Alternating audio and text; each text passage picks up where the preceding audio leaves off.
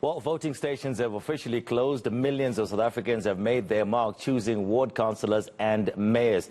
Lindokuhle Xulu is joining us now from Mbombela in Mpumalanga. Lindo, thank you so much for joining us. So there was concern around voter turnout. How are things looking now broadly before we talk about where you are right now, that particular station?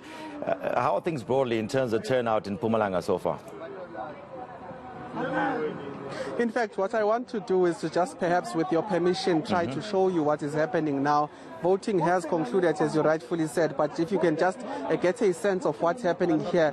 The counting is about to happen. Party agents have been invited inside, and you will see that they are closing now so that they count in confidence in some of the votes that had been casted here, but they will be closing. The boxes there, it seems, are ready to be counted. Like I said, they invited party agents to be inside, and the counting will then proceed. But in terms of the process of what's happening now is that they will in fact be counting the votes. What will be happening is that the receipt will then be put in this particular venue to say these are the political parties that have gotten this much votes, and the other receipt will then be taken to a storage facility here in Mbombela to show exactly how many political parties, as well as give those that will be auditing some of the votes and ballots to give them a sense really of how many votes a political party has gotten. At the provincial rock, they will only be getting an audited version of the numbers in terms of the votes that are coming from here.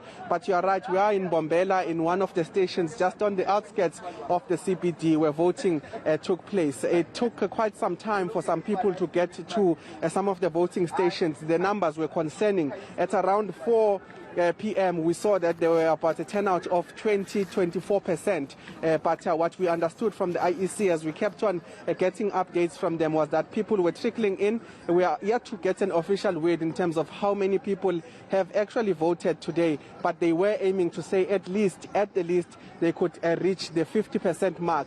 When we last spoke to them, they said there were about 400,000 people that were voting, that were continuing to trickle in some of the stations. But remember that it's 1.9 million people that were supposed to vote within that 4 hours that were remaining. But what we saw in terms of the pictures was that many people, unlike what you've seen throughout the afternoon, had come in their numbers then to cast their votes in the last hours. So it would be quite interesting to hear exactly how many people did make it as far as the deadline is concerned, which was 9 p.m. Okay, we've been reporting a few issues in certain provinces, like, for example, like in KZN, we're just talking to Letiwe there, where there's been issues. Any issues of note at all in Mpumalanga? The only issues were in the morning. About 3 voting stations out of over 1,000, we understand, had to open a bit late. There were some protests, some communities around Emalahleni that had disputes being part of a ward or being amalgamated into another ward. But we also understand there was some service delivery protests, but those were only 3 stations. And we understand from the IEC in the province that they then had to actually call on the police to intervene, which they did successfully, and those voting stations were then operational. But no major issues really in terms of the voting stations and people voting. The only concern, I repeat, was that around the issues of people turning out. But what we've seen was quite encouraging in the last hours of the voting. We were moving from one station to another, and there were people, a lot of people that were coming out to cast their votes. Some even desperate right now as we were here turning back and saying that unfortunately we are too late. There was issues with the transport, but in terms of the numbers, we did see an increase at later hours, which was what the IEC cited to say that typically you would have people come at the 11th hour to cast their votes, but they were confident, like I said, in Mpumalanga, that at the least they would pass that mark of 50%.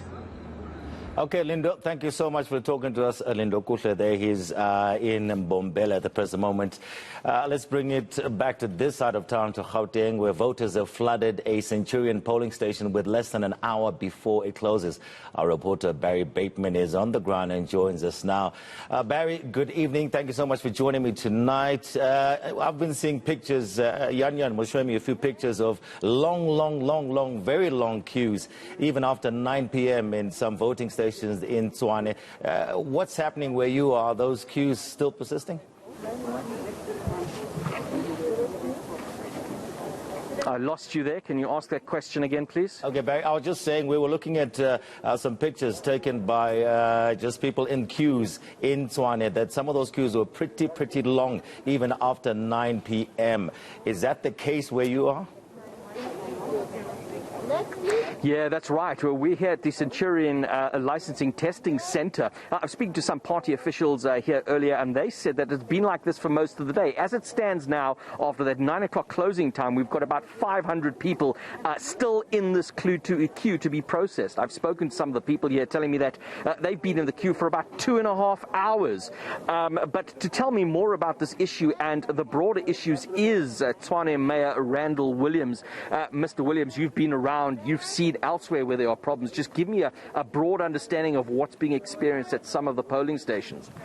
Well, you can see what's happening here with these long queues. The whole day, there's been a shortage of these iPads that they are using to process the voters. Now, for one place, Tow Trek in Rietfontein, one of the VDs, more than 500 meters of people queuing the whole day, waiting for 4 or 5 hours, and they only had one iPad available the whole day.